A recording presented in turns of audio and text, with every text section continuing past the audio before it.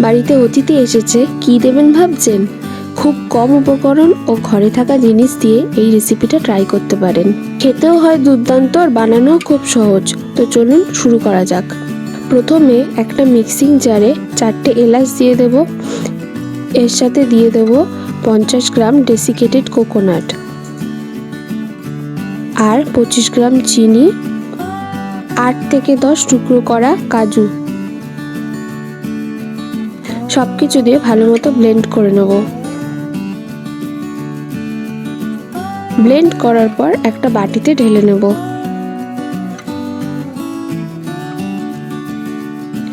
এর সাথে 4 চামচ গুঁড়ো দুধ দিয়ে দেব।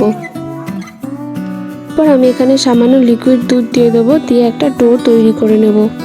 খুব সহজেই রান্নার ঝামেলা ছাড়াই এই রেসিপিটা ট্রাই করতে পারেন, আর খুব তাড়াতাড়ি এটা তৈরি হয়ে যায়।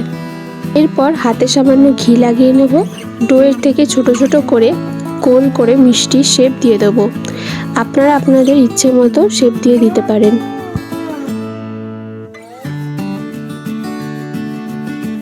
মিষ্টিগুলো বানিয়ে নেওয়ার পর ওপর দিয়ে আমন্ড কুচি আর কিশমিশ দিয়ে সাজিয়ে নেব। সাজিয়ে নিলেই তৈরি নারকেলের মিষ্টি। এইভাবেই বাড়িতে মিষ্টিটা ট্রাই করুন ও পরিবারের সাথে এনজয় করুন। বাচ্চা ও বড় সবাই এটা পছন্দ করবে।